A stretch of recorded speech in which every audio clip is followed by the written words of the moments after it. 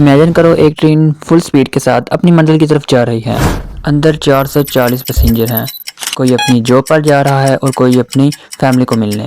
سب کچھ ایک normal routine کی طرح لگ رہا تھا جب تک اس کے اندر ایک ان ایکسپیکٹڈ چیز نہیں ہو جاتی. اچانک سے وہاں پہ بم پھوٹنے اور گولیوں کی چلنے کی آواز آتی ہے اور اسی وقت ٹرین رک جاتی ہے. کسی کو بھی نہیں چھوڑ رہے. میزائل چل رہے تھے, لانچر چل رہے تھے, تقریباً کوئی 30 منٹ تک فائرنگ چلتی رہی ہے. 11 مارچ کی دوپہر 1 بجے دہشت گردوں نے کوئٹہ سے پشاور جانے والی جعفر ایکسپریس پر حملہ کیا. 10 کی ٹولی میں, 15 کی ٹولی میں, 20 کی ٹولی میں, 3 کی ٹولی میں, یہ بھی اٹھو یہ بھی اٹھو, ادھر جا کر ٹرین میں موجود لوگ پینک ہو کر ادھر ادھر بھاگنا شروع کر دیتے ہیں. کسی کو کچھ پتہ نہیں لگتا کہ اندر کیا ہو رہا ہے. تبھی کچھ دہشت گرد ٹرین کے اندر AK-47 گرینیڈ بیلٹس اور کچھ ایکسپلوسیو مٹیریل لے کے اندر داخل ہوتے ہیں. اسی وقت سب کو ایک آواز سنائی دیتی ہے کہ ٹرین اب ہمارے قبضے میں ہے.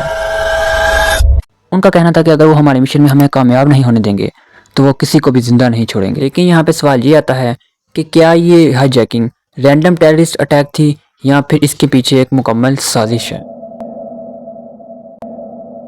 یہ ٹرین جعفر ایکسپریس تھی جو کہ کوئٹہ سے پشاور جا رہی تھی. جعفر ایکسپریس پاکستان کی سب سے پرانی اور امپورٹنٹ ریلوے لائنز میں سے ایک ہے جو کہ عام طور پر بلوچستان, پنجاب اور خیبر پختونخوا سے گزر کر اپنی منزل پر پہنچتی ہے, جن میں میکسیمم کوچز کی تعداد 16 سے 18 ہوتی ہے اور اس ٹرین میں میکسیمم 800 سے زیادہ پیسنجر سوار ہو سکتے ہیں اور سفر کر سکتے ہیں. لیکن مزے کی بات یہ ہے کہ اس وقت اس ٹرین کے اندر 440 پیسنجر موجود تھے. 11 مارچ 2025 جعفر ایکسپریس صبح 9 بجے کوئٹہ سے پشاور کے لیے نکلتی ہے, جس کے ساتھ یہ ٹرین بولان کے پہاڑی علاقے کے ساتھ جہاں پر تقریباً 7 سے 8 ٹنلز موجود تھے. جب ٹرین ٹنل نمبر 7 پر پہنچتی ہے تو ملیٹنٹس یعنی جو BLA کے ممبر تھے وہ ٹرین کی پٹری کو بوم سے, جس کی وجہ سے جو ٹرین ہوتی ہے وہ ٹنل کے اندر ہی رک جاتی ہے. اس کے بعد ملیٹنٹس یعنی دہشت گردوں نے ٹرین کے اوپر کنٹینیوسلی فائرنگ شروع کر دی اور اس ہائی جیکنگ میں تقریباً 33 ملیٹنٹس یعنی 33 بندے شامل تھے جو کہ فلی آرمڈ تھے اور ان دہشت گردوں کے پاس ویپنز اور گرینیڈ تھے. پیسنجرز کو سمجھ آ چکی تھی کہ ٹرین اب ہائی جیک ہو چکی ہے. ملیٹنٹس جب ٹرین کے اندر انٹر ہوئے تو انہوں نے سب سے پہلے پیسنجرز کے ID کارڈز چیک کرنے شروع کر دیے. ID کارڈ چیک کرنے کے بعد انہوں نے سب سے پہلے پنجابی, بلوچی, سندھی اور پختون سب کو ایک علیحدہ علیحدہ ان کے گروپ بنا دیے.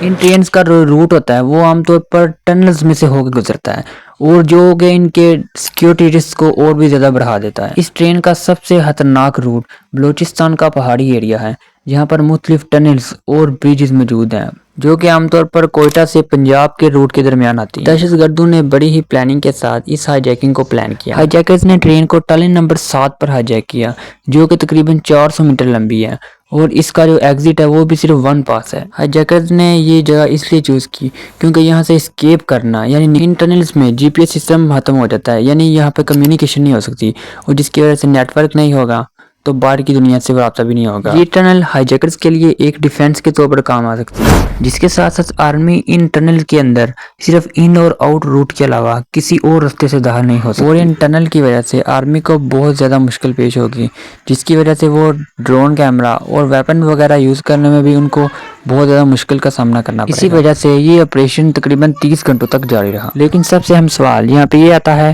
کہ یہ ہائی جیکنگ کس نے کی؟ تو یہ ہائی جیکنگ کی ہے BLA یعنی بلوچستان لبریشن آرمی. BLA ایک ملیٹنٹ گروپ ہے جو کہ بلوچستان کے لیے آزادی چاہتا ہے اور یہ گروپ 2000 میں بنا تھا. اور اس BLA کے کچھ مقاصد ہیں جیسے کہ بلوچستان کی زمین, گیس اور منرل پر قبضہ کرنا ہے.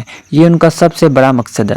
BLA کا دوسرا مقصد یہ تھا کہ بلوچستان کو پاکستان سے علیحدہ یا پھر کم از کم بلوچستان کو آزادی دلوانا.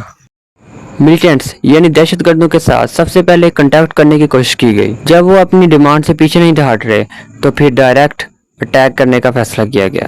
مڈ نائٹ کے نزدیک آرمی نے ٹنل کے اندر داخل ہونا شروع کر دیا, جس کے ساتھ ساتھ انہوں نے ویپنز میں سائلنس ویپن یوز کی تاکہ ملیٹنٹس کو ہر طرف سے سرپرائز اٹیک ملے. جب آپریشن شروع ہوا تو ملیٹنٹس نے اپنی طرف سے فائرنگ شروع کر دی, لیکن آرمی نے اپنی سکلز کو دکھاتے ہوئے ہر ایک ملیٹنٹس کو مار ڈالا. کچھ ہائی جیکرز نے پیسنجرز کو ایز اے شیلڈ یوز کیا, یعنی جب وہ آرمی والے فائرنگ کر رہے تھے نا تو انہوں نے پیسنجر کو ایز اے شیلڈ یعنی پروٹیکٹنگ کور کے طور پر یوز کیا. لیکن ایٹ دی اینڈ 33 کے 33 ملیٹنٹس کو مار دیا گیا. لیکن اس کے ساتھ ساتھ افسوس کی خبر یہ ہے کہ 21 پیسنجرز اس ہائیجیکنگ کے دوران شہید ہو گئے، جس کے ساتھ ساتھ آرمی کے 4 جوان شہید ہو گئے، جس کے بعد یہ آپریشن تقریباً 15 گھنٹوں تک چلتا رہا اور اس کے بعد تمام پیسنجرز کو سیفلی ان کے گھر تک پہنچا دیا گیا۔